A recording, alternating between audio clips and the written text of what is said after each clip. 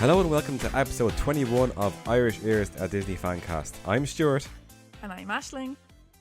And we are just back from Disneyland Paris, where we probably had the biggest week of Disneyland Paris's history. I don't know. Is that too big a statement? Too big of a statement, but I think definitely in the last, like, since it's open, or since maybe the second park's opened, definitely. Yes. In Walt Disney Studios Park's history, it's been the biggest week, and potentially the next 7 days are going to be even bigger. But we are here to give you our thoughts on how the previews went. We're going to talk about the group trip. We're going to talk about Cascade of Lights at the end. We're going to have some special guests who gave us their little audio vox pops from first impressions of the new nighttime spectacular Disney Cascade of Lights. So, Aisling, I know you weren't there. You were there in spirit with me. I went to and if I got a +1, like, you know, you're always, don't tell anybody else, right? No one else listens to this podcast. But everyone's tuning. You're always the first option if I get a +1. And you always turn me down. But anyway, so March 14th, I got invited to a special World Media Preview Day for World of Frozen. It was part of the Inside Ears program, I guess you'd say. And if you follow my account, you'll probably have seen all my content and video and whatever. You'll know that I appeared on the Happily Chat podcast with Happily Catherine, where we gave a deep dive post-mortem of the day, like literally talking about, we turned the corner and then this was this and then that was that. But minute by minute play. Yes. It was funny because it, like, in the context of my history, my social media history, it was my third time into the Disney Adventure World at this stage. Like, it's getting a bit old at this stage now. I don't know. Over it. But so I struggled on and I went in, and it was just a magical day. You probably experienced this in your entire social media career / general career, but, like, you know those days where people just treat you really nicely and everything seems to just flow. Now, it was a media preview day, like promotional #ad PR, you know, all that stuff. So they were making sure that we had the robot Olaf, and we had the ride was up, and that we had, you know, the best experience to share with the world. And for context, all the vlogs you're seeing on YouTube, etc., that's what you have to keep in context, is that everyone who was there on the Saturday the 14th of March was being buttered up entirely. But that's the gig, I guess. You know, if anything went wrong, I would have showed that too. Nothing went wrong, so I can't show you anything. Yeah. What did I do? So we collected our little. We got a few gifts on the day. Obviously, not. It's not kind of like, here's gifts, post nice stuff. It's just, I don't know. Like, as part of Inside Ears, like, there was 1,000 people there, and way more than just people who are in Inside Ears. But in Inside Ears, you're allowed to just say what you want, basically, all the time, as long as it's constructive and fair, and that you are grounding in some sort of fact or reason, you know, I guess. And we got, like, free ears, we got a little passport lanyard and stuff like that, with vouchers for free food in the day to try out the snacks and stuff. Like, it was, in fairness, in further context, it was kind of like the first day of, like, an incoming 5 days of annual pass previews. Like, the next annual pass preview was the next day. So this was kind of like, and all the previews before that were casts and family members and stuff like that. So this was the first time that, March 14th was the first time that, like, members of the public were allowed in. Now, they were buttered up members of the public, but they were still members of the public. But they're still allowed in. Yeah. Exactly. And they were just strangers, so they weren't, like, you know, going to lose their job if they said ill of Disney. So, yeah, we got a few bits of nice merch, which I left in France because I didn't have as much luggage to bring home. And I'm going to go over now and collect it this weekend, which is handy. And we got to ride the ride as much as we want. We got to meet Anna and Elsa as much as we want. Like, this stuff will never happen again. I'm pretty sure if I wanted, I would have got face painting for free. Like, it was just that kind of day. Beautiful golden hour sunset. I got a little bit of hail in the middle of the day, a little bit of sleet and snow in the middle of the day. Just, yeah, it was gas. I did, you know, be professional. I did take approximately an hour out of my magical day to interview the great Ben Spalding, producer of live entertainment at Disneyland Paris. Clap, clap, clap, clap, clap, clap. Yeah, so exclusive interview incoming with Ben. It has to go through a myriad of approvals and like making sure that we're not giving out any secrets or not like in our little chat that we usually have over a cup of tea, but this was like recorded. So I had a great time chatting to Ben. We went to the Regal View for like a cocktail and a little amuse bouche. We went to the Nordic Crowns Tavern for again like a free lunch, a free meal. Yeah, meatballs. They taste a lot better than when they're free, in fairness. But I had them I had them like the next day and a few days later, and I still love them. I still like love is a strong word. I highly respect party meal compared exactly to burger and chips. It is. And then we saw the world. I don't like using the word world premiere because people had seen it before, but we got to record for the first time Disney Cascade of Lights. So that was very special. And we'll get into more of Cascade Lights later on the show because, as we all know, you put the milk and the bread down the back of the shop. You don't put the goodies in the front. Exactly. You're all going to wait for like the next 2 hours of this podcast. So moving on swiftly, March 14th, in summary, was amazing, was fantastic. I spent the day with a good friend, Happily Catherine. We just had banter the whole day. I was like her videographer for the whole day. There was loads of content creators, influencers, whatever you want to call them, there that day who I look up to, who I watch their content, like even just at a local level, like Sam for God. Like I spent a lot of time with Sam that day. You know, we had our late lunch in Regal View together. Sorry, Nordic Crowns Tavern. And it was so funny, like behind the scenes. You've seen behind the scenes pictures like of one person holding the flashlight, one person, Sam vlogging, and me just eat. I'm just like scoffing down my meatballs. Like it was funny. But yeah, absolutely diamond of a day. Like one of those days you could not reproduce. And we got fantastic weather, and it was just a fantastic day. The next day was I wouldn't say the opposite of that.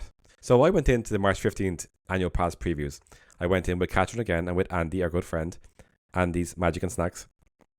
And we were just annual pass holders. You know, there was I think every annual pass holder gets a little gift of some frames or some pictures and things, postcards. Yeah. That's a nice touch. It was, I have to say, it was nice. But we were fully paying for our food. We were fully queuing for everything. There was like 7,000 people in for every annual pass day. I went on Frozen Ever After, a very different vibe. There was actually people on the ride on the 15th. And it broke down as we got to the very top of the queue. During these AP previews, you're only given one voucher to use. You can't really leave the queue because you're not sure if you're going to get your voucher back to ride again. And even though myself and Andy and Catherine had ridden the ride before, we wanted to ride it together.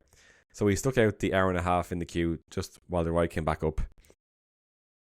And what else we do? We watched Cascade of Lights again.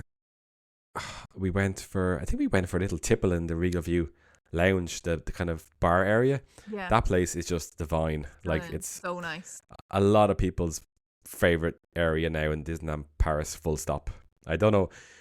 It might be a surprise to the people running Disneyland Paris that the Disney adults find the best place in the whole parks to be the first bar inside the parks. But no, Definitely. Very good. Yeah, very good. And cheaper than the Disneyland Hotel. Disneyland Hotel for the old pint of Guinness. So and even we had the hot chocolate, and it was like €6 for the hot chocolate with big massive like whipped cream thing on top. And I know it's more than that in the Disneyland Hotel. I can't remember how much it was for a hot chocolate, and it was so nice. I think it's between like 11 and 14 euro. I think something like that, because Ben, Alanis Ben got it, and I think he said it was like 12 or something like that, 11, 12 for the small cup of hot chocolate, whereas we had like the glass with the big whipped cream on top and everything. Very nice. And we got a seat, not at the window but looking out the window, so it was so nice. Well, there you have it. Like, so everyone hightail it to the Regal View lounge. It's just a complete vibe, and if you get the window seat, you're in total luck. Definitely. We will then talk about the group trip, because that we're going in chronological order here, folks, because like March 14th, March 15th was a preview, and then the group trip. So the group trip actually officially began on the 16th. So this is my Paddy Irish 2-day group trip. It started on March 16th, where I kind of gathered people. Aisling, you arrived at what time? 16th in the morning, like at like 12 or something. And Oh yeah, when did I actually meet you? Was that in the studios? For a mini stream, whatever that's called now. Ah, yes. It was like perfect timing. I walked in at 12:58. I seen Laura and a few other people from the group trip, and then I was literally like, they were going to meet you. So as soon as I stepped into the park, found friends, and went and seen you straight away. And went and seen that show, which was unbelievable. And I said to Stuart, it's definitely been marketed wrong, because if there's any Disney Channel gals who grew up with like Shake It Off, Hannah Montana, they use songs from like the OG Disney Channel on it, so it's definitely one to go and see. I really enjoyed it. Like I thought that so good. when they mixed it up from Vampirina and Fancy Nancy and stuff, I was like, oh, but I really liked Vampirina. You know, when they were rocking out in that in the old show. And I'm not a Disney Channel girly. I'm sorry. In more ways than one. I don't know what it was. Like something about, I don't know whether it was like a Dublin thing or not, but we had like Nickelodeon and TCC growing up. We didn't have. I don't think Disney Channel came about until like the 90s, like the late 90s. But even like in my childhood, people living in the country had more channels because you had to get like Sky. Yeah. Satellite, whereas we all had like Cable Link, which only had like basic channels. I don't know. Maybe that's what it was. Sure, I was watching it in black and white. Watching it then on RTE. Yeah, stop. So yeah, Mini Dream Factory was great. We just shot the breeze. We went on Cars Road Trip. Didn't have any moving motion on the bus, Yeah, which like there was no rocking. Don't come knocking, because there's no rocking. We met the Green Army Men. I have to look back through my photos. Slinky Dog. Some people did RC Racers while we did Slinky Dog, and we did Aladdin. Oh yeah, Aladdin, which was fun. We had like a group, 20 of us on the Aladdin ride. That was like Aladdin. And then I think we just went to Chuck Wagon. I think we just chilled in the studio. That was fantastic. Yeah, Chuck Wagon, for anybody who hasn't been there before, is located in Hotel Cheyenne. It's a big meaty buffet, isn't it? Yeah, like so good. It has something for everyone in it. Definitely. Yeah. Lots of ribs, lots of chicken. Steak, I mean, wok station. Yeah, the wok is kind of random, isn't it? Yeah, I thought it was random. Mary Claire said it was really nice. She got some. I'd say it was nice. You could ask what you wanted in it. Like you could say, "Can I just have chicken? Can I just have noodles? Can I add this and this and this?" Which is good. But and shout out to our poor server, our host in Hotel or Chuck Wagon. Oh yeah. James from Scotland. So the poor man had to put up with us, like ordering 30 drinks. Yeah. And then some people taking like ordering cherry Coke, but then like just like taking a regular Coke and be like, sure, I'll take that anyway. And then of course the person just doesn't like cherry Coke is not going to drink cherry Coke. It doesn't work the other way. So poor James, God love him. Shout out to James if you're listening. He did well. I know he listens to all our podcasts. But so I know some of us went back into the Red Garter Saloon afterwards for a few tipples. I myself personally went into the Porks. We got the shuttle bus, the 60-second Hotel Cheyenne shuttle bus to the parks, and we watched Tales of Magic from the Crossroads of Waltz, which was lovely. I had a really good time watching that because like I had like a handful of group trip people around me, and it was just so nice that I didn't have to record the whole thing for anybody. Do you know, like I wasn't there to record Tales of Magic again. Just enjoy it. Yeah, I was able to, like, it's funny because I've only seen Tales of Magic maybe like, and don't laugh, right? Maybe only like 15 times. And you laughed. But like, we're going to say like maybe like 10 times because I've only seen it like 5 maybe. Yeah, but like I remember like we had years and years and years of Illuminations, and you know when you're watching these nighttime shows, you know the beats of the shows. So you know when the pyro is coming, so you can just whip the phone out again and get a bit of get a 15-second clip for the gram, you know. But I was there having great time. So I whip out the phone for the gram on the big moments. But but in between that, I was like dancing with the group chippers. It was great crack, and no one got that on camera. But like, there was a few, particularly the solo group chippers. They kind of gravitationally orbited around me for the few days, which is the intention of the whole thing, because they're like, you know, they haven't been before on a solo trip, and I'm there to like introduce people and make friends, make people make friends. And it was great crack. We were just having a boogie down to what's that one from Encanto, you know, Los Organitos, whatever it's called. That's the one, yeah. Whatever it's called. I was just absolutely boogieing to that. And I was actually, do you know what? I was actually really enjoying it, knowing that it's the last time I'm going to see it with drones. Yeah, that was for me too, then on St. Patrick's night. Yeah, so abiento to the drones, the Tales of Magic. Au revoir. There's the conspiracy theories as to why they're removing the drones. I don't think it's because of cost. I genuinely don't think. This is what I would have thought. Yeah. Because it makes sense that they're at the exact same time. Now that we've seen Cascade of Lights, like, don't spoil the milk at the back of the shop, okay? But, still waiting, still there. Like, I don't think it's a cost thing. I think they're different types of drones, and I know there's a whole. Like, they have two sets, so the cost's already done. Yeah, but like, there's a lot of people involved in every night show, so there's that too. So adding drones means more people are required for like production and for each one. I suppose delivery of the show, health and safety, fire, all this stuff. But I don't know. Like, maybe people are just upset when they couldn't have the drones. Say it's a breezy night, and your mates were there the night before, and they had oh my god, the drones are amazing. Make sure you see the drones, and then you're waiting there for an hour and a half with your kid, and then like 10 minutes before, it says adapted version, and it's like boo, you know. So what Disney don't want to do is they don't want this like, you know, massive big wavelength, like the peaks and troughs of guest experience. This is my assumption, and they want people to be able to know what to expect, and be able to see it exactly, because it's heavily marketed. Funny enough, Tales of Magic, if you look at all the marketing for Tales of Magic, the drones aren't actually that heavily marketed from the start, like from a year ago. Like, if you look at all the kind of artistic pictures and everything, it's mostly just pyro flare. Yeah. You know, so I don't know.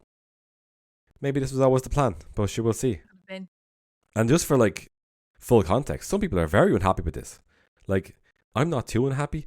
I feel like I think I'm only unhappy unless they add more fireworks. I think there has to be more fireworks, because I seen it without drones, and it was very like the big gaps between from each thing from fireworks. I know the projections then like make up for not being as many fireworks, but I think they do need to add maybe a sprinkling of extra fireworks during it. I think definitely to give that same like oomph. Well, there's moments in the show where the drones appear, and it's kind of like, what's going to happen now without those moments where the drones appear? Especially, I feel it's like Circle of Life has had a good mix, but that's like a big, because everyone always thinks it's the end. I mean, every nighttime show, people leave after Circle of Life because it gives that feeling of the end, because it's the fireworks and the drones and everything. But like, even the Encanto bit, like with the eyes, like that's the feature. The Toy Story bit, the little alien fella, the big alien, like that's a feature. There's nothing else in the Toy Story bit. Zurg. So I feel like, and Zurg. So I feel like they have to put more fireworks in if they want the same. Yeah, and then you have this strange thing where they're going to add in more adaptations from May 4th onwards, I think it is. So the Castle Bridge needs refurbishment, and therefore the fountains that operate in the show are not going to be available from May 4th onwards. I think it's May 4th or 5th. I think that number's just gone from my head all of a sudden. But that's going to be very strange, because as we all know, I know a girl from an island, and she makes her whole family cry. But speaking of, the trailer launched today for the live action, the full trailer for live action Moana. Does The Rock look a bit strange to you? He looks too old. No offense. He does. He does. to the elderly, but he looks a bit old. I think for a demigod who's not supposed to age. I think is That's true. Very wrinkly. Yeah. Sorry, where were we? So Sorry, in the start of Tales of Magic, there's Moana, and I feel like the kind of lightning thunder effect only works because of the water spray. You know, the lights go through the water spray. So it'll be very interesting. Now I trust these people, you know. So Disneyland Paris has amazing creatives and like geniuses behind the scenes and stuff. So they're going to work something out. But maybe smoke effect. I don't know how they can control that, like with the wind. Didn't they have like smoking lasers for Star Wars at the last, or what was the last? Dreams or Illuminations? Yeah. So maybe they'll just do something like smoky. So we'll trust in them. We'll see what happens. We'll trust them. But like, just so people know and they're watching, I don't think anyone who listens to this podcast is like a casual Disneyland Paris tripper. I think they're all like super fans. So, but like from that weird time in between, was it April 1st? It was April 1st. Was April Fool's Day. They're going to remove the drones. And then you're going to have about 5 weeks where you're going to have the fountain spray. And then you're going to have, for the entire summer and forevermore, you're going to have this strange, no drones, no fountains. When did the fountains come back, actually? Is that going to be like September? I'm not really sure. We'll see. I have no idea. I didn't even know that the bridge needed refurbishment. Well, there you go. Well, have a look next time you're there. It's fallen to pieces. So that finishes up. Oh, it's so funny. Like we were watching, Catherine was live streaming that Tales of Magic, and I was dancing with my group chippers. But after Lion King, in came a dad who I think was clearly having a marital with the missus over that they had a bad spot to watch it from.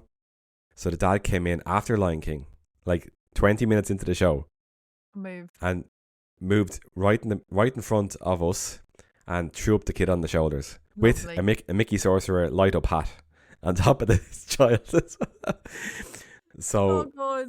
it was just unfortunate. Like I was, as luck would have it, all the solo group trippers, not the tallest of people. So like this was immediately not good for them. I don't care really. I've seen Tales of Magic so many times that I'm not gonna miss it once. But like it just boggles the mind. Hey, like I know the place.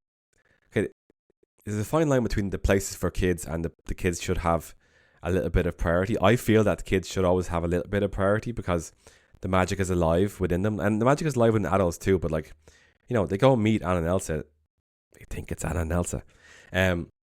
So I always feel like, you know, if all things being equal, kids should always get a little bit more magic if possible. But I don't feel that's right that a kid goes on their shoulders and then ruins it for the potentially like 50 kids behind them. That's what it is. Like other kids that can't be lifted up, like if the parents can't lift them or whatever, then they're just stuck on the ground and can't see anything at all. Definitely. It's a sore point. It's a hot take. Yeah. Just on your back, so they're the same head height as you is usually a good spot for everyone because you can't do anything about your height if you're an adult. Well, so what I do is, and this is interesting because when your kids are younger, say your kids are like from 5 downwards, I feel like just on your hip is enough. Yeah, with the side. And of course, that's obviously a kind of a privileged position that you're healthy enough to put your child on your hip for 20 minutes. For half an hour. It's exactly. Tough. I've done it. It's 22 minutes. I know how long it is. But yeah, so anyway, we got diverted by that hot take. We had Paddy's Day then. Again, another dream. We marched into Plaza Gardens to breakfast. Big shout out to, I believe her name is Stacey, who has Irish heritage, and the rest of the team working on cast accompaniment that morning, character accompaniment that morning. They really, like, it's very hard to manage. We had like 35 people and like multiple rooms and everything, and we're just like a big rowdy bunch in the corner. So it's very hard to manage. It's much harder to manage than if we had like 7 or 8 like tables of 4 and we're just all having our moments. I need to go back to the drawing board really about how to do that because I don't know a better way to do it, like on a group that like people aren't getting like Just that they're not feeling exactly that they're not that they felt they would have been better off going alone. Yeah. But they love the group stuff, so it's hard to balance that. Yeah. Answers on a postcard if you have an idea how they worked that out. So we marched then over to Pirates. We got like a group photo pass picture on Pirates. That was glorious. I got one by myself, just crying. Oh, stop! You were late. You were chilling out. I was snoozing. Yeah, fair play to you. I wish I snoozed more over those 5 days. And we then after Pirates, we pretty much just went straight to the parade area. We were like an hour and a half early for the parade. That's great. It's gas. First time ever for Stars on Parade being an hour and a half early. But we got the best spot right in front of Bellinate on the bend as it was coming around. Interesting that last year like it was 5:30. This is 11:30 a.m. So like, did you prefer that being 11:30 or would you prefer it being later? I think it was like a good start to the day. But then I think it meant that for the rest of the day, everyone was kind of like split. Then for the rest of like the whole, everyone like split back up to do their own thing again. Whereas I feel like most of us were all together to go straight to Billy Bob's after it last year.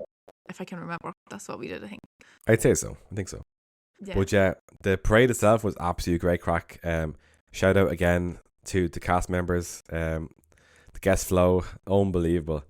Like, and honorary cast member Stuart was guest flowing it as well. And Eleanor, don't forget. Oh yeah, and Eleanor as well. Yeah. So that was so much fun. I got to learn Avancez s'il vous plaît. So we had our little for the audio listeners, which is everybody.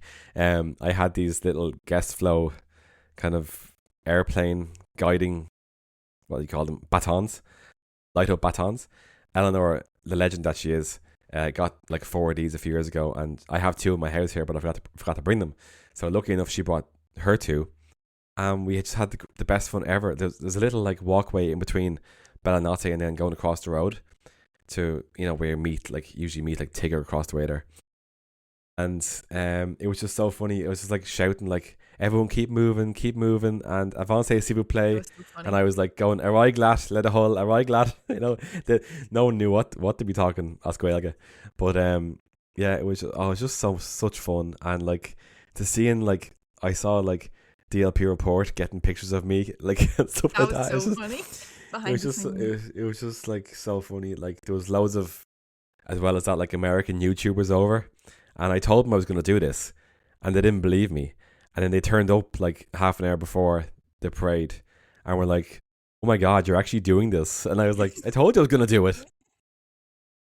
So we had great crack spotting all the green people in the parade: Green Fairy, Tiana, Peter Pan. Yeah. So much fun. So good. And then the cast members, the guest flow, were so sound. They actually assigned us like a guest flow cast member to bring us all the way through the parade, like the whole route. And it was much better than last year, I felt, because we knew, I think so. Like everyone knew what they were doing. We weren't protesting against some sort of green, you know, cause or whatever. Yeah. Like we declared ourselves nice and early. We chatted to the cast members, chatted to guest flow, and I chatted to management, and I said, listen, you know, everyone here is happy. Any problems, you come straight to me and I'll kick the person out, no problem. I just said that, but I wasn't going to actually do it. But just elite vibes. All the people waving at us as we walked all the way through. Oh, ole at the end. So many other people all dress up for St. Patrick's Day. So definitely, if you're going next year, like not related to group trip or anything like that, definitely wear green, because it's so good to see everyone just spot the Irish easily throughout the whole park. It was so good. And we were able to like pull people out of the crowd and say, come on, join in with us and stuff like that. And there was like, so good. There was people who had nothing to do with the group trip, and like they have their own social media accounts and stuff like that. They were just there for their, like, you know, weekend, because Paddy's Day is a day off, so people just go make a long weekend out of it. And then you had the AP previews like before and after, so it was like a perfect time. Everyone for, like, was there. Yeah, it felt like it was like the mecca of DLP. Just happened to be an Irish holiday. It was so much fun. And then we got a big group photo at the end. I was signing autographs for some reason. That was the most bizarre thing ever. That was so funny, but like cute. You know, it was, because the kids go around, get pictures and get autographs from characters and stuff like that. And that's just like, I immediately thought of my kids and what they just associate getting like, oh, sign my book. And I Yeah. was like, what do I sign here? Like, I was, it's like, it was good crack though. Yeah, it was. And then like just random Irish people taking pictures. Really good vibes. After the parade, we went into Videopolis, and we saw a wee Oh, yeah. dancing show from Song and Dance Ireland. Song and Dance Ireland. Thank you. This is why you're the co-host. Remember. See, you're just professional. They did like a 20 minute or 25-minute High School Musical. High School Musical mashup. Yeah. Unbelievable. Best vibes. And they had like 1 billion people in the dance group. Yeah, there was loads of them. It was good. And like they kept on coming. It was like Riverdance. They kept on coming. Like there's more kids coming out from behind. I was waiting for Michael Flatley to come. That was great crack. After that, I think I was introduced straight after that to the frozen margaritas in Casa de Coco. I think that was after that. And my life will never be the same. So I good. can't believe I've been walking around Disneyland Paris Walking for how past many years now? A million times. Like with, just without a frozen margarita in your hand. like it just takes the edge off. Just nicely blurs the edges. For anyone who hasn't had one, it's basically like a slushie. Like it's not like an old margarita. So it's basically like a slushie where you can't really taste the alcohol and it's only €8. So it's excellent. It's so good. Come here. I feel like the listenership of this podcast is low enough for me to divulge this secret. Go for it. The frozen margaritas, okay, you do not get annual pass discount on because they're alcohol. But you do get annual pass discount on a meal. So if you get a frozen margarita and you buy a Baby Bell for 50 cents, you get your animal. you get more than the Baby Bell is worth off it. And so you end up with, and this is shout out to Edith Gherkin. No way. Yeah, she told me this. I don't know whether she wants to be. Oh well, it's out there now. I don't know whether she wants to be out of now, but tips for Irish. It wouldn't be tips for Irish without tips on how to get drink for cheaper. Yeah. So buy yourself a frozen margarita, buy yourself a Baby Bell, and you get it for cheaper. So you end up with loads of cheese. Just end of the night. Just nice. But yeah, like I don't even like Casa de Coco too much because you can't customize the burritos and they're not like. I wish you could customize them. I'm not a big fan of like guac and stuff. So yeah. But good vibes. Like 25 of us went back there or whatever. Was that the Lion King show the same day? Did we go to the Lion King show? That was like. I think that was soon after. Fantastic. Like. Oh yeah, it was. It was because we all left, and that was Catherine's first time seeing it, and she came with us on the way from Casa de Coco. She was a big blubbery puddle of tears beside me in the theater. I can't believe that she's never seen it. Well, like I don't know. You bring people to the water. You can't make them drink, But I just love that show so much. Like, I love showing other people stuff that I love, and then like you're gonna look at them going, I hope they love it. I hope they love it. I hope they like it. Like giving a nudge with the elbow, like But she could have hated it, and then that would have been kind of bad vibes. But no, she loved it. That was good crack. And then I think after that we probably got another splashes after that. I think to be honest with you, I think I went for another frozen margarita. And then I can't really remember what happened to the rest of that's when there was so many videos of me dancing in the middle of Central Hub, because I was nice and loose, It was good crack. There's so many Irish people around. It was just such good crack. It was just it was great. Top banter, top vibes. We went back then to Lagrange at Billy Bob's for our Tex-Mex buffet. Oh yeah, how was that? That was like, it's good. It's nice. Like, I think a lot of people were very happy with it. It's one of the cheapest buffets, but I think it ticks a lot of boxes. Apart from like the ice cream soft serve is actually like Greek yogurt, and that doesn't constitute a dessert for me. But really good, good crack there. It was just so handy that I was above Billy Bob's, so we just like after the meal we went downstairs and got a good table right in front of the stage for a night of diddly eye dancing. And again, great crack. St. Patrick himself, Ben Spalding, came into Billy Bob's with his green Hawaiian shirt on, the absolute legend. It was great. You know, everyone was Irish for the whole night. You know, I think that the entertainment was much better than last year. There was like Irish dancing and Irish like kind of inspired band or whatever. And you were there, weren't you? And I was you there were until there, like and you were there. 10 or something. I didn't get to see them. When I came in, they were on like a break, so I didn't get to see any of the music. But I did. That's here. I did come for a bit. Yeah, And then and I you were. left. I know that you were staying offsite, so like it was more important, obviously, for anyone listening, more important to get home safely than to like have an extra half an hour of the crack. I know. The only But reason I didn't go was because when I stayed later in Cheyenne, it was because it was easy to get an Uber from there, whereas I knew it would be hell trying to get an Uber from the train station just after fireworks. yeah, And I was but like, you wanted to see us also. You wanted to like have the Yeah. crack with the I know I mates did. as well. The next morning was the 18th, and Yeah. I was absolutely shattered. I I was actually, absolutely buzzing. yeah, I actually had the meal plan in Cheyenne. Like I used it for Plaza Gardens, but then I was like, oh, just go get my breakfast in Cheyenne in Chuckwagon again. So that was lovely having my like 4 cups Nice, of tea in front of me. Exactly, like nobody else but me. I love Cheyenne. Like the blue sky is just total vibes. And then I think I got the bus in. Yeah, I got the bus, and then my luggage into the train station. Met up with a few other soloists to like pool our little luggage together in the train station because we're all getting the same train later on that night. And then like we kind of wrapped up the group trip element around lunchtime because it's good for people to have a few hours by themselves. Like just for people's context, like there's a WhatsApp group going the whole time of like 50, 60 people, and all the solo people are in that, and they're all making friends with each other. Like they all gravitate towards each other. And everyone by that third day of the group trip was able to just pop into the WhatsApp and be like, hey, I'm here. Who else is here? Let's go on a ride together. That's what it's for, really. That's what the whole group trip is for, is to make Disney friends. I wanted to just have a nice, absolute chill day. I pictured just sitting down in world premiere for the whole afternoon. I got to watch the Spider-Man trailer.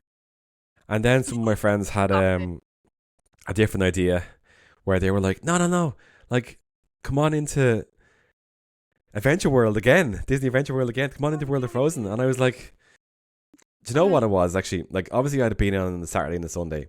I didn't need more World of Frozen, but I really wanted to see you and Rao, and I wanted to see your faces there. And I was like, well, I can do a job here and I can be like your content creator and stuff like that, like a B-roll.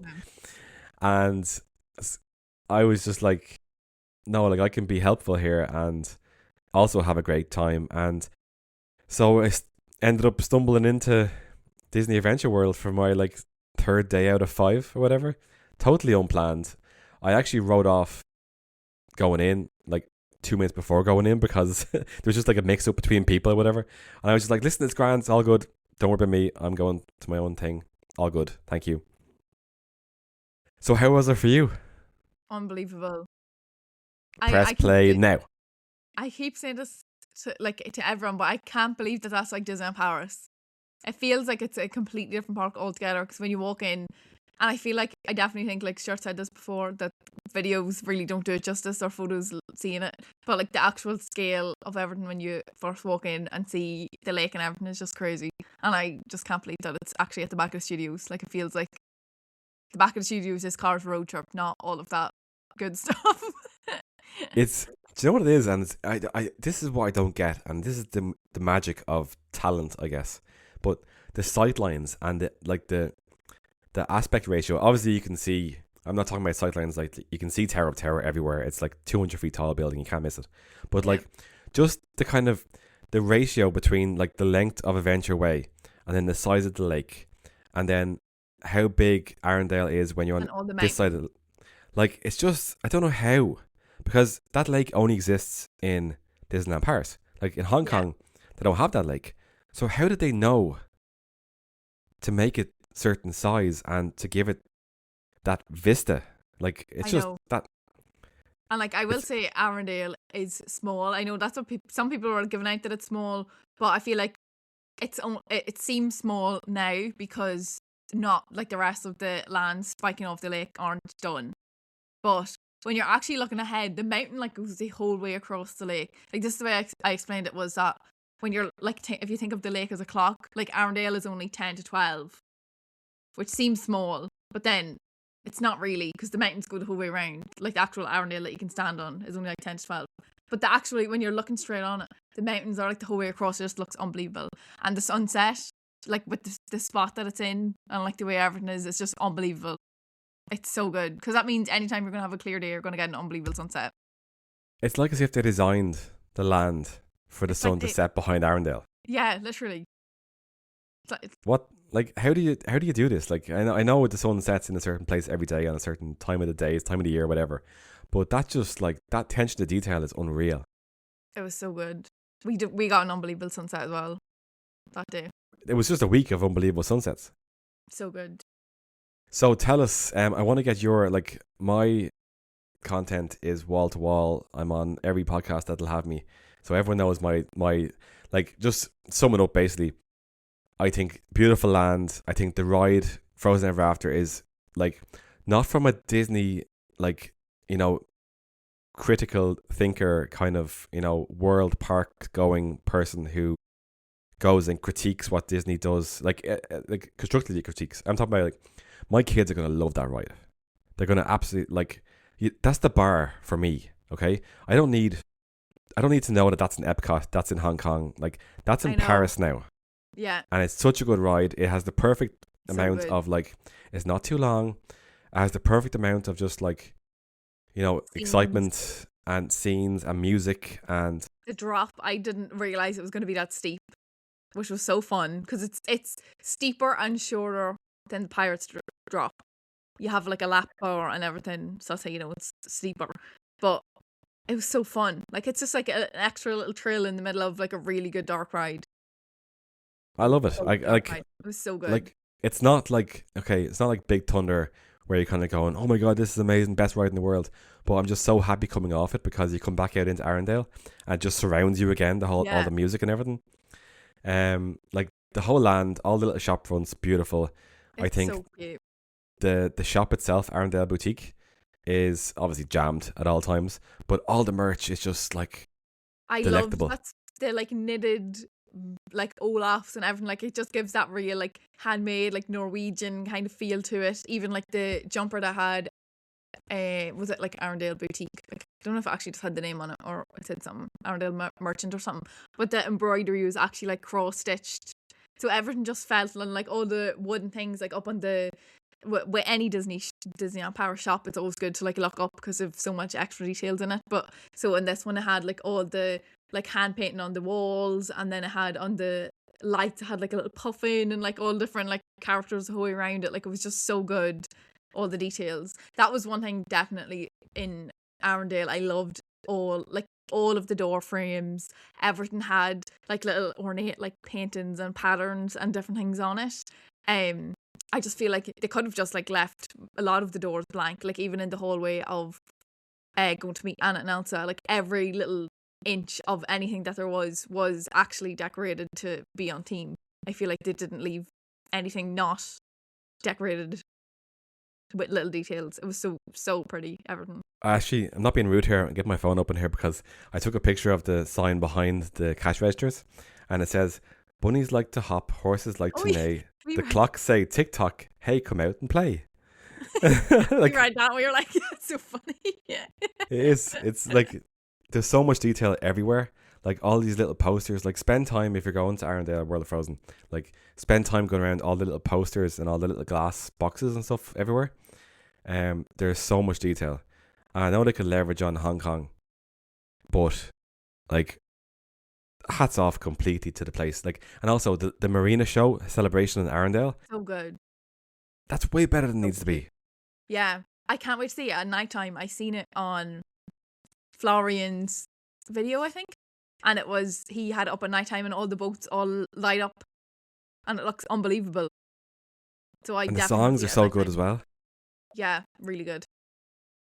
Everyone's just like so thought of, which sounds stupid because they've been working on it for 3 years, so they've really thought about everything, or like more than 3 years, but 8 years. Like, every little detail is just so good, and the music and everything. Yeah, then you have the little Fjord View shop.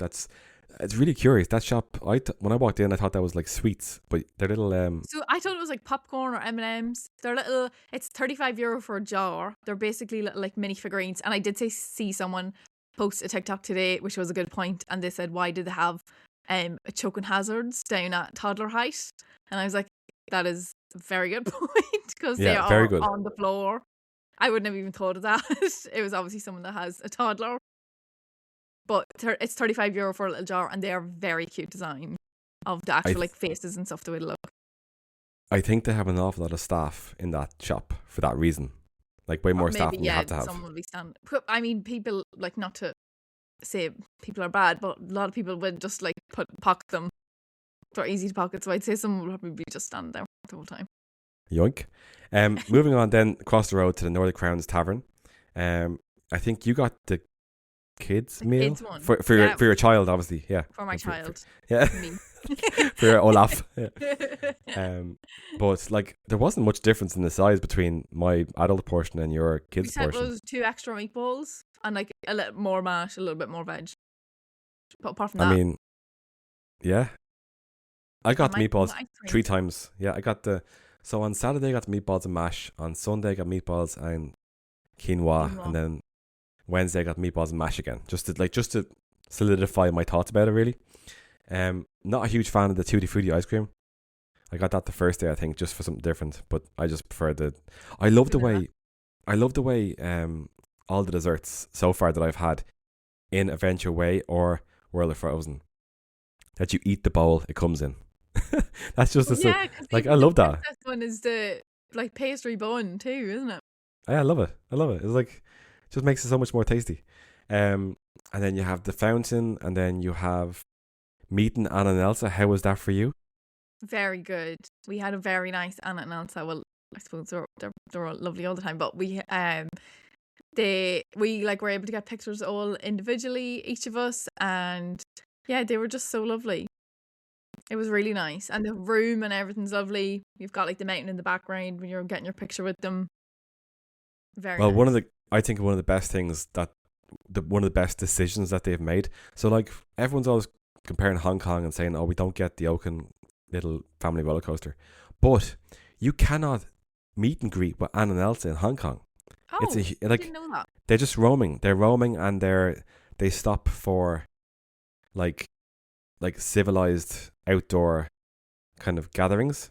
Yeah. But you can't get your like photo pass, picture, meet and greet, whatever. Another thing in Hong Kong, they have this little kind of indoor show. It's about 10 minutes and it's very kid focused. Whereas in Paris, we have the Celebration of Arendelle Boat Show, which is like a full on production, which would, pardon the pun, blow anything out of the water. Do you like that one? Like that one. I did like that one. That was very good. Yeah, cheers. So, but yeah, one huge decision that I think was absolutely spot on is that Anna and Elsa works the same way as Meet Mickey in Disneyland Park. No, in Disneyland Park, in that, obviously Mickey has a few rooms and Mickey can be in any of the rooms depending on which room Mickey wants to be in. So Anna and Elsa can be in any of the rooms. Any of the rooms too. You're told to go to room 1, 2 or 3. Yeah. And therefore, because Anna and Elsa can pick what room to be in, there's less of a queue. Yeah, and like I'm just thinking myself personally for the virtual queues and the kids that like I'm hopeful that really makes it more attainable for kids, because like it's like you have to. I know virtual queue has been a disaster since it came out, really, pretty much. Some people are good at it, some people are not. I would still like to see, if there's 3 rooms, I would still like to have a priority pass option where people didn't have to go on the app and like all that stress, because like I'm sorry, but like if people have a physical disability, for example, like there's a link between fastest finger to get your virtual queue and having a disability. Like I was just literally, when I got it for Mickey Mouse, I was literally just like tapping in until like from 58 the whole way up, and then one of the taps and eventually got into it. Like you have to actually concentrate. It's not really just virtual queue's open now, let's open the app and then let's go into it. and let's find where the characters is. Like, you have to be on the ball and like ready to go to try and get one. Especially was Stitch a virtual queue at one point. Yeah, And now they're trialing some strange card system, which I don't understand with Stitch. is it going to be like what we got in Arundel? Because I was going to say that kind of did work. No, which I feel like no. it's just like an old fast pass system. Giving So you time. like in the AP previews, they're just giving out time slots currently, and that's where you just rock up with your time slot. But in Stitch in Disneyland Park now, they have 10 cards, 10 big laminated cards with Stitches facing them. They hand them out to 10 groups at a time. When you meet Stitch, you give your card back in. Someone else gets the card. Now, I don't understand how this doesn't result in people just queuing for the cards. So I don't. Is that not the exact same I have to see this in action? In action, but apparently it's working a little bit better than a huge queue or a virtual queue. I just don't understand why. I do have to say, I went past Stitch twice when we were there, and the queue was nowhere near as long as it usually is. And I actually said to myself, I was like, oh, maybe the hype's dying down. I don't think so, but so maybe that's what it is working. That the cards only let so many people go at a time. I don't know, but it didn't look as long. It wouldn't take much for Stitch Live to be converted into a Stitch meet and greet. I know, with multiple rooms. Definitely. I mean, easy. They know that the demand is there. And then you could also put Stitch into Minnie's Dream Factory. Yeah. You know, like I don't care for Stitch too much, but like kids go crazy for Stitch. I don't. Definitely. My kids don't, because I've beaten them out of it. But like, I don't understand. Like, I think it's a problem with Penny's / Primark. I think so too. They've made this for everyone else. I think we're done with World of Frozen. Yeah. Like, just immense vibes, beautiful, 10 out of 10. Stunning. Smashed it. So pretty. Love it. Just want to spend a lot of time there. That's really it. Adventure Way, I think, is lovely. All the music. Beautiful.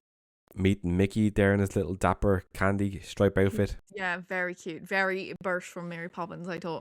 Matched perfectly. And I definitely think that's going to be like one of my favourite spots. Because my favourite spot is like beside Big Thunder Mountain, sitting people watching, looking at the lake. I think that might take the cake, being on Adventure Way. Well, speaking of cake, they have multiple snack locations. See what I did there? That was nice, wasn't it? Yeah. That was a good transition. Cheers. And our good friend Andy, like Andy's Magic and Snacks, is rating these all very, very highly. Yeah, she's rating them very highly, so I trust her with her reviews. She's very harsh with her comments, with her notes, but then gives a very generous rating of everything. So like, this is the worst thing ever. 8 out of 10.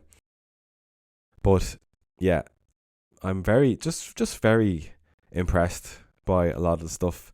I probably have a low bar compared to a lot of very critical people, but I just want, like, I just see how much work has gone into all this stuff.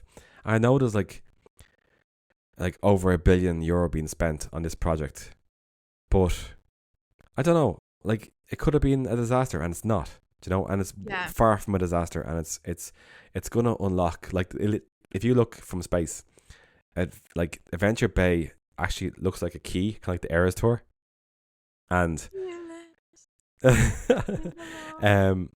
I think it completely unlocks the layout of the park, and it's going to transform Disneyland Resort Paris, like the whole resort, 100%. for years to come. Like, they're going to slip something in. They're obviously going to do Lion King, slip something in, then maybe on the other side, slip something in then between Lion King and Arendelle. You know, just knock down the Alice show, just slip it all in. Just get rid of that. Or just turn it into a Marvel stunt show, which would make more sense. Yeah. No, it's beautiful. And if anyone has previews, like, coming up, how many's left? 2? Or even when you're actually there on the day, don't, like, just think it's only World of Frozen, which is, like, that's what someone commented on that on my vlog, that, and a few people texted to me on my YouTube vlog, like, saying that from what they've seen from a lot of other people's content, like, they didn't know about the English Gardens or the Winnie the Pooh bench. Like, so many people messaged me about the Winnie the Pooh bench, saying, like, they hadn't even seen that was a thing yet. Obviously, people who aren't, like, on DLP report like every second, looking up all the updates. Even being able to see Woody and Jessie, you can go down into that side. The toy soldiers came out to us when we were like down on that end. Just like actually going more down that end, and then that's where Minnie's marching band is as well, down there, to see it like it properly. But no, it was so pretty even in there, and the English Gardens great. The Rapunzel show, 10 out of 10. Honestly, they took the Rapunzel show from the music festival. Obviously, that was a disaster with the area, but in the English Gardens, there's rows of benches, so you can see it from there. And then there's all like standing room behind it. So like all the benches were full. We were in the rows like right behind the benches, and then there was people all behind. And cause the gazebo's actually up a level, everyone can see it anyways, even like standing over people's heads. And it was really good. They still like took kids up to do a dance with them, but instead of just like randomly dancing, they actually did like a back foot, like we were saying. It's like a mock, a shock. Like that. Ain't no tree, you got no tree. Yeah, they went backwards, forwards, like side to side, and then they switched places, and then they like did it again. And it was basically like props to Rapunzel and Flynn. It was basically like 15 minutes of them fully dancing. Like with the music festival, I feel like they were like going over to the crowd and like interacting a little bit, and then getting back up and like clapping, just standing there clapping for the musicians. But it was actually them like fully just doing a full show. So it was so good, really good. Definitely want to go see. Speaking of Rapunzel and Flynn, did you see the smolder? I did. Oh. Did you make a TikTok about it? Wait, I did one of him when he pointed at my camera. That was the smolder, yeah. Especially Mary Claire enjoyed. Yeah. Shout out to MC. And then did you go on the Rapunzel ride? I did. Beautiful. So nice. Especially at sunset, I feel like with the lights on or like in the dark. Definitely makes it even better. It was so pretty. And it's just so funny because again, like the critical negative people will say, oh, it's just teacups, but like it just feels different. No, it does feel different. It's different. So pretty. But like the paintings on the ceiling and everything. I just feel like not everyone's gonna be happy with everything like all the time. And you just do you know what it is? Like that's okay. That's okay, yeah. Because like it's not for everyone. Yeah, my opinion on that is that like I want people to love what I love, and for them to like enjoy this, because why would you not want more enjoyment and happiness in your life? To go around being negative Nelly about things, like obviously some people, especially on a Sunday, had a really bad experience because like Frozen Ever After was down. Oh, we didn't actually touch on that. Like if Frozen Ever After goes down, like it completely jams up the entire of Arendelle. Like 1,500 people go through that ride every hour, and there's at least, I don't know, do the maths, like 500 people in the queue at any one time. So if that doesn't flow, it just chalks it up altogether. Yeah. So unfortunately, these annual pass previews are previews, and they are test days pretty much. Like if you look at your program, it's actually called test days, Yeah, that's Disneyland Pass even had to put that out on their actual channel to say like, just a reminder, these are a test day, because I think after the first day a lot of people were annoyed.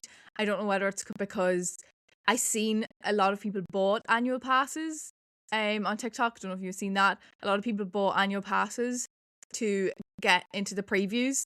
I seen a couple of people who had trips booked by chance for like around this time, then bought annual passes and went in, and obviously like they weren't complaining and saying like it was awful. They were just saying that that's what they did. So I don't know whether lots of other people did that too, expecting it to be not just a test, or whether people were basing it on how Avengers Campus went, because in my mind Avengers Campus was pretty much done, and like nothing ever went wrong any of the days from what I can remember. I'm sure it went down at some point, but like there was nothing.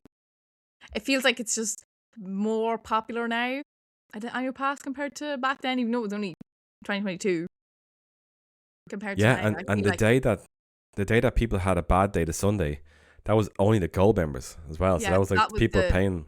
That was the €700-800. The real diehards getting the gold one. Like I was a silver, so I was only in with on the 18th. But yeah, I feel like definitely have to, even for the next 2 days, to remember that it is a test. I feel like I just had lucky girl syndrome just kicked in again, because we got to basically do everything except for like meet Mickey, which I didn't really mind. We did get to see him, and we obviously didn't do like Princess Diana and stuff, which I heard that's gone too for solo bookings. Everyone's got cancelled if you're going in solo for the previews and for coming days. Don't know if you've seen that. Did not see that. For if people are solo, they just got emails saying we can't like have your booking's cancelled. But so yeah, definitely just remember it's a test if you're going for the next 2 days, and earlier you get there is kind of better, I feel like, from what we had and what a lot of other people who were in both days. But yeah, no, I had an unbelievable time and I can't wait to get back and see it. I'm not going for opening. Sure it is. Back again. I'm moving in. He got one of the houses in Arundel. One of the Imagine if they like. Actually, do you know what I thought of actually? Because I was watching a bit of content today on just like Epic, and I was watching a few other places, and I was like, they have like a hotel like around the lake would be unbelievable. On that side of the lake where there's nothing, where the boats come in and out. Just put one there that looks like Norwegian-y, mountainy. Be so good. So there's an expansion plot of land to the left of Arundel. That has a very small. It has a very small like neck to get into, so you can't really. What does the back of Arundel look like? Do you know? Don't look at the back of it. That's what I was gonna say. Well, if you're walking from Val d'Europe, it's just like, you know, it's that's like white. the back of Galaxy's Edge. You can see it when you're driving in on the Disney buses, and you can just see all the thing. Walt would be turning his grave. But you could probably like, you'd have to probably make it look good then from there onwards. Yeah, good point.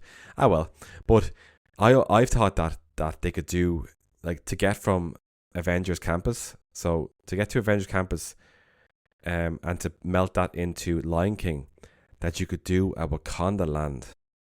Do you know, Black Panther land, super popular in France. And you could use the same vibes for Wakanda as Lion King, just kind of like melt in. And then I know we have an Avengers hotel already, but maybe you could do like a Moana hotel. Yes, please. Because you could leverage. I know, like I'm literally walking on people's graves here by smashing all these cultures together, and I'm offending a lot of people. But I feel that it wouldn't take a lot to like satisfy the kind of basic chicken nugget day tripper. Between like Wakanda and Lion King and Moana, it's all very adventurous and kind of kind of vibe, like just like the Disneyland hotel, like an overall theme of something, and rooms. You get different room themes. Yeah, just different princesses, different. The word escapes me here. But like synergy. Yeah, just that, like kind of like a mix between the Polynesian and Animal Kingdom Lodge. You know, all that kind of outdoorsy Sahara. I can see the vision. Safari vibes, you know. Not Sahara, obviously, that's a desert. But yeah, take it, folks. Disneyland Paris, take it away and go for it. Especially the Moana bit, you know, beautiful. Well, our good friends Bernardo at the Main Street News created a lovely video on YouTube recently about Moana Land potentially coming to Disneyland Paris. Again, check him out on YouTube, the Main Street News. Bernardo does unbelievable vlogs. They're not vlogs, they're actually like productions. And he's mapped out like, you know, all the potentials and armchair Imagineering. Love it. The point of that he made with the three mountains, like they have Chef's Kiss, Elsa's Mountain, Lion King Mountain, Te Fiti, makes the most sense. So please. And then you could do like a ride inside Te Fiti, and it's just like unreal, so good. Imagine the merch. Imagine, because I was literally just looking today at Moana merch, and there's like none that's nice for adults. There's like 2 Disney Store t-shirts that says Moana like slapped on the front. If we got that, we'd get so watch this space. That entire lake is just has unlocked a world of possibilities, and it's can't wait for it. Very exciting. We need to get moving on to the nighttime show here because we are running out of time, and we have our guest Vox Pops as well. So I seen Cascade of Lights twice. I saw it on the Saturday night, which was again the world kind of publishable premiere, and then I watched it on Sunday night at the first AP preview. I am completely biased here. My thoughts are entirely known to everyone, so I'm going to pass it over to you. I did ask you for a Vox Pop, but we had some Cork ladies shouting in the background. Two Cork ladies walking down Adventure Way, who, if anyone knows anyone from Cork, they have opinions, and they're not afraid to shout them. So we'll try to do this again. Aisling, what were your first impressions, or even now, like a few days afterwards? What do you feel at Cascade Lights? I love it. I'd go as far as saying it's my favourite DLP nighttime show that there ever has been. And that's a big statement. But it's my statement, and I'm sticking with it. Still, even like a few days later, I said it at the time. I was like, as soon as it ended, I was like, oh my God, that was insane. That was my favourite nighttime show ever. And then even now, I'm still sticking with the opinion. I absolutely loved it. Anything, I mean, if anyone follows me that's listening, anything Moana, anything Hercules, sold. And when they have them together, usually, which always works out well for me, I'm just gone. I just love it. Oh my God, it was amazing. And it's I feel like definitely it doesn't, the videos and stuff don't do it justice of how good it is. I will say, definitely try and get your spot like with, so it's like a 360 show, but to get the best views of the water, with the projections on it, there's like 4 points, like a north, south, east, west situation. Our spot was actually very good, so we stood at the windows of the Regal Lounge. We asked to make sure that it was okay to stand there, because they do have the lounge emptied. Don't know if that's going to be forever, but they had the lounge emptied for before the show. Like everyone was already gone out, so we weren't blocking anyone's view. And that was really good because we were on like the higher level and we were at the railing, and it also meant that, because one of the things that a lot of people said at the previews was that they kept getting misted on, obviously with all the water and stuff.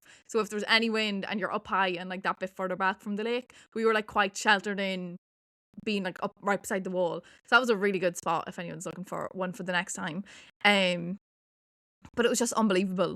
I just absolutely loved it. I think the drones just like filled the entire lake, and it just like made the whole thing so like immersive. I don't know like how to even like describe it, but like they just like filled up the whole thing. Especially I love the bit like of even like in between. I felt like there was never a moment of nothing. Like the drones were kind of always doing something, or there was something on the water with the like little things that look like ducks. I actually thought it was loads of ducks. They are ducks. Like, is that what they call?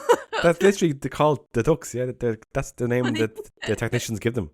Yeah. And did you know, sir, just for behind the scenes, all those ducks have the names of a person who worked on the show. And all the ducks are called after one person. Yeah, so like if you worked on the show and like Aisling, it's like, yeah, we lost Aisling. She's gone into the water. She's like sinking.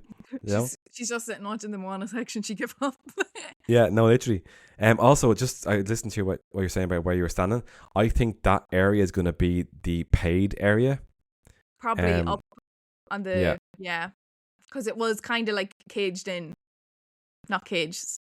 It was very decorative fenced in. I know what you're saying about the kind of I'm calling it the inspiration symbol, basically. So like it's nearly like an infinity symbol, but like made 4 times, if that makes sense. It just like fills up the whole lake, and it's in between each section nearly, so it like really just ties it all together. It's so good.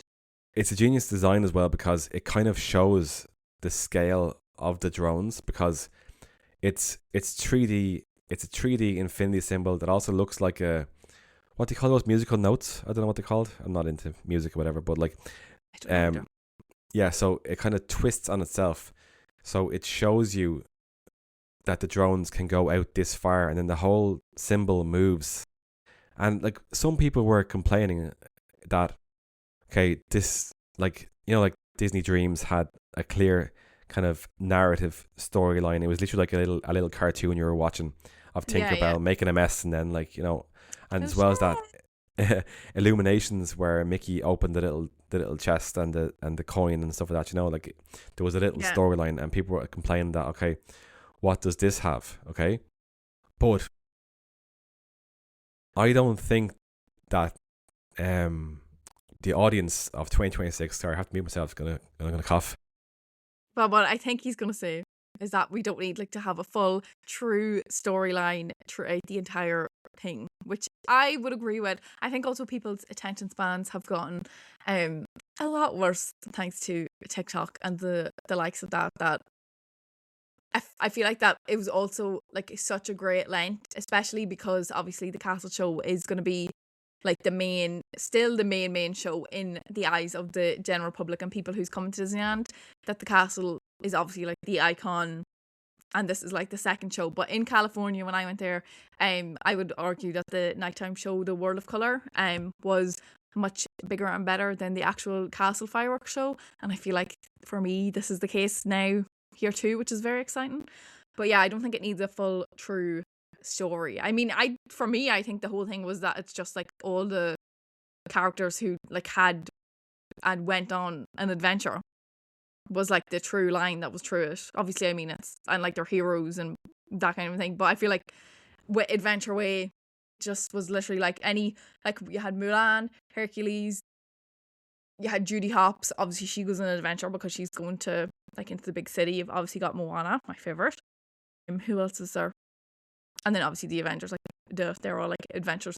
But I feel like the true line was just like adventures, that kind of thing, and it was so good. Loved it. I'm back. I'm alive. That's okay. Thanks. I kept going. Yeah, like the Avengers section. I've been trying to like put my words together on this for the last few days, and somehow the show straddles the line between wow, but also like I genuinely felt a little bit afraid during that section. Does that make sense? Like it's like as if you're watching a trailer for the Avengers movie, where in every Avengers movie, like the world is faced with a threat that's going to take over the world, and you know the Avengers had to get together, and the music comes to a crescendo, but the notes they use are not like happy clappy notes. It's kind of dark. Yeah, no. Yeah. Like a doom like note to the whole thing. Spoiler alert, Doomsday is coming out in December. And we all know the people working on this show love to kind of tweak the show in the future. So who knows? That's not inside information, by the way. Do not shoot me. That is like me putting two and two together. I wouldn't know if changed it. I'd be like well, if you go see Cascade of Lights in December this year, and suddenly there's a big green section with a guy in a mask that looks like Robert Downey Jr. The green You'll know about it. Yeah, no, that's Doom. Right? Doctor Doom. No, no, that's Spider-Man. But yeah, it's just so much like, and then the whole central theme, we can be heroes. Like, I heard that in December when we got the 30-second snippet for the Inside Ears event, and I was kind of like, that's a nice song, you know? But it really just takes off, doesn't it? Like, it really, towards the end, it's just like shoots for the stars and smashes it. Like, it's just, I can't explain the emotions I feel watching that show. Like, it's on very late, obviously, but I'm going to make it my business for bring my kids to that show because I want to experience that with them. Yeah. Like, see, it won't be that late all the time. Or is it? Well, probably at 20 to 11 for this, from now until September, probably. You know? I mean, like winter time, sure, the park's closed at 8. Like, it's going to be on. No, but you were going on Saturday. I know that, but I mean, like in general. Yeah. What you were saying to start there, the visual spectacle, it cannot be conveyed over a phone on a TV, even in 4K. Your eyes are just way sharper. Your eyes, triangulate the depth of the show much better than a DJI 4K Pocket Osmo whatever can do. There's just, you have to see it. You have to just go and see it. If you can. Like, obviously everyone loves the castle show. You know, it's kind of, I feel that it's such a good balance. Like I've said it to a lot of people now, and I don't want to get cancelled here. Please don't cancel me. I feel like Cascade of Lights has quite a masculine tone to it. And I don't mean that in a kind of a toxic sense or like a sort of like a butchy sense to it. I just feel that the castle's very whimsical romantic. Like you have the princesses all dancing. Usually in like nearly every castle show, it's a montage of the princesses and the princes like doing twirls, dance. I would agree with you in that. Whereas this one, it's just like Moana doesn't have a prince. Hercules, he's off like finding who he truly is. It's very much people who like are just like paving their own path and like find their own story. Like Mulan, I know she does kind of have a love interest, but like she's just really out here doing her own thing. I feel like definitely I can understand where you're coming from, but more masculine tone to the whole thing. And that's just kind of a concept. I don't mean that in any way. It's like, you know, this is for boys. I just feel like it's a very much a balance act between Tales of Magic and Cascade of Lights, and it's a good thing. I mean, no matter what gender you are or whatever, like you can enjoy a certain energy to a show that is different from the, as you say, whimsical princess show. And I actually think that Tales of Magic is not as whimsical as like as Illuminations or Dreams and stuff like that. Not. I feel like they're both quite like purple shows, if you get me. Does that make sense? Yeah, no, that does make sense. If they were a colour, they would be purple. Yeah. Which is great because it's obviously the mix between kind of red and blue, you know, it's just kind of like, I don't know, I'm kind of waffling now, but I absolutely love the show. Cannot wait to see it again. It has Me too. been living rent-free in my mind. I've been watching YouTubes ever since, and the American content creators are entirely blown away. I know everyone loves filming that like, oh my god, reaction to a new show, whatever, but I genuinely feel that on a world stage this competes and it blows a lot of stuff out of the water. I think it's Disneyland Paris at its best. Homegrown show, pushing the boundaries of technological design, and I'm getting goosebumps even talking about it again because I can't wait to see it again. And we have a series of Vox Pops now from our close friends, some of which you might recognise the voice, it's hard not to, and some of which you might not, but that's okay because I literally sent a text around and I said, can I have your first opinions on Disney Cascade of Lights? And that was kind of just the text. It wasn't like, please don't talk bad of it. It wasn't, please don't, you know, I tried to say that, what did I say in the text? Try not to talk down Tales of Magic if you can. Like if you love one or the other, like don't talk down either. Just like try and be constructive in your thoughts. So here we go. Right, here's some Vox Pops. And now, let inspiration lead the way with Disney Cascade of Lights. Okay, we are walking through studios, soon to be Disney Adventure World, and we're going to talk about what we thought of Cascade of Lights. Amy. It was stunning. I really liked it. You are loads of fireworks, loads of lights. You are big on shows. Yeah. Oh, yeah. Projection onto water. Amazing. Love that. Think it'll be an issue if it's too windy because all the water will move and you won't be able to see it very well. Oh, wow. Like, it was gorgeous. I think it was breathtaking. I think it was a real show of what you can do when you get creative. I particularly loved the Moana moment with the Ray. But then, I got some good photos of that. The Avengers moment, was just, it gave me goosebumps. Oh, the hairs in the back of my neck stood up. Yeah. Hercules was good. Hercules was so good. I think I can't wait to sit all summer and watch that show. I think it'll be so beautiful. Yeah. I don't know if Tales of Magic stands up to it. I'll say it. Okay? Don't get me cancelled on the internet, Stu. But overall, we're big fans. Big fans. Big fans. Massive. Huge. Hey, Stuart. Okay, so I'm walking away from Cascade of Lights. You can probably hear it in the background. So, first impressions. The thing for me was, I cannot believe something like this exists outside of Epcot. I can't believe I don't have to go to Orlando to see something like this. One of the things that got me the most was probably how close you get to the drones, because for so long we've been seeing them in the sky so far away. And now on the bay, on Adventure Bay, you can see them so close. And it's just like really amazing to see them all kind of come together in front of you. Personally, I'm a big fan of the Hercules section. But I mean, like, for me, I think that this really just brings Disneyland Paris up to the standard of nighttime entertainment that really rivals the international parks. And I think I'm over the 60 seconds, but this is just like, I'm looking at it still right now. And it's just like, wow. I'm so proud of how far we've come as a resort, as a park. Like, this is just, I'm just so proud. That's all I have to say. Just coming back from watching Cascade of Lights for the third time.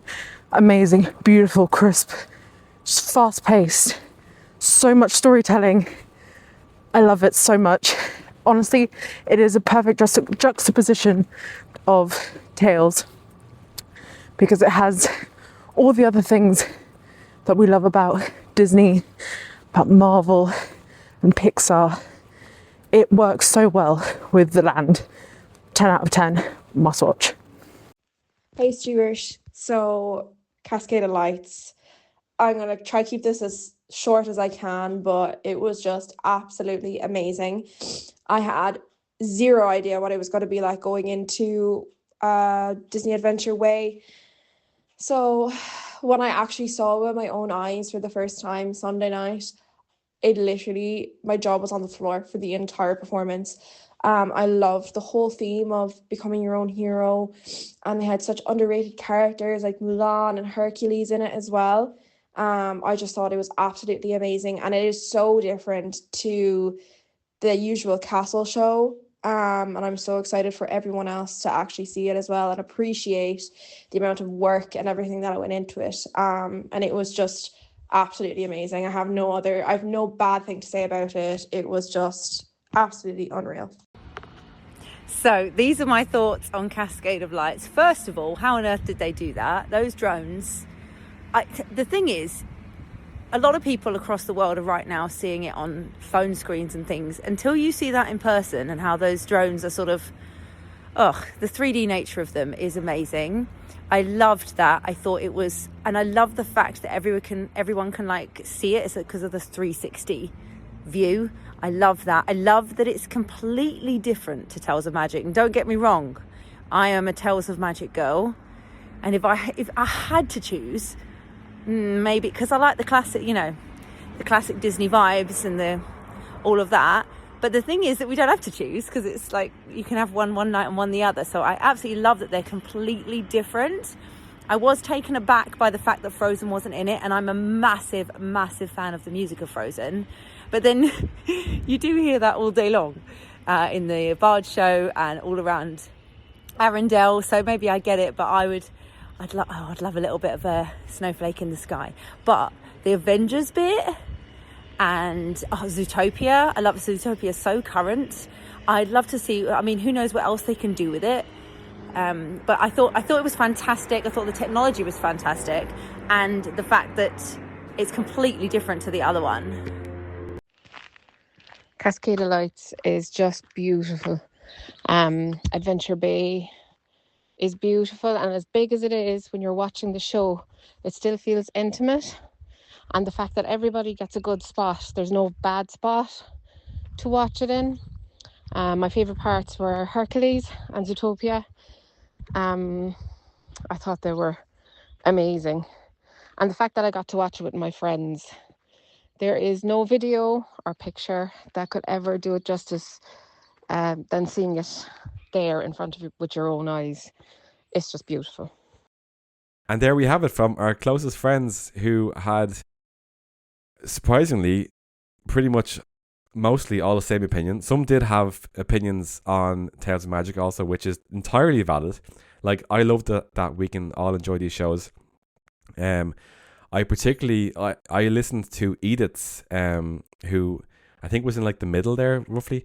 I listened to Edith's voice note, was on the Lewis coming home from town yesterday, and it gave me goosebumps. The hair on the back of my neck stood up, because Edith is a real like global Disney parks goer. Like I feel like she goes to the American parks multiple times a year for many years now. She gotta get a is. feel for everything, She's not so just proud. Yeah, she's so proud of Disneyland Paris. And to sum it up, she cannot believe a show like this exists outside of Epcot. You know, and I feel that like the budget, the kind of marketing machine that is Epcot, that is Walt Disney World, for us to have this in what a lot of people called up to now the worst Disney park in the world, and now it has a world-class show, is just brilliant. I'm so proud of the park. I'm so proud of the resort. I'm so proud of the people who worked in the show. Stay tuned for my 15-minute exclusive I could actually say it's a world exclusive interview with Disney Cascade of Light producer Ben Spalding, who happens to be Irish. I hadn't seen the show when we did the interview, so it's a little bit like spoiler free. I clearly have seen it now, and we've spoiled the entire show for anyone watching this podcast or listening to this podcast. But it's an interesting listen back because I hadn't seen the show. We talk about Ben's career up to now. We talk about if Irish people should apply for a role, a non-traditional role in Disneyland Paris. So like everyone thinks exactly. Everyone thinks about, I'm going to go over and dance at Disney. That's great. But there are so many jobs that are not that. There's like 15,000 people working there. And there are probably hundreds of Irish. I only know like a handful or with Irish connections. We talked in the interview about what makes Disney a great place to work. And I don't mean that in a kind of a corporate sense. I mean, like Ben really inspired me in what he said, that the job of particularly the senior staff at Disney, he won't maybe saying that he's not over the hill, right? But he's definitely a senior member of staff. Their job is, as much as creating these amazing shows, their job is to find talent and find a spark in people and to nurture that and to lift people up to achieve their potential. And it's I love like that. I've been in the corporate world for like 20 years, and like to hear that from what is a senior person in a huge multinational, and to believe it when he says it is quite inspiring.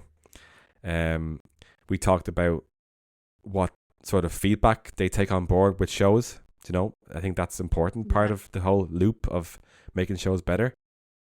And Ben had some kind words for myself at the end, which was very a privilege to hear from such an inspirational person, who again happens to be Irish. I think we can leave. We're at 121 for this little section, plus the about 10 minutes of Vox Pops. The Ben Spalding interview hopefully should publish by the end of the week. If not, you have us until then. But Aisling, do you want to see us out there? Absolutely. So that's a wrap on episode 21 of Inside Ears, a Disney Fancast. You can keep up with us on Stuart at DLP Tips for Irish and me at Happily Ever Aisling. But for now, we'll say what we say. And don't forget, we can all be heroes. A biento. A biento. See you soon. Bye.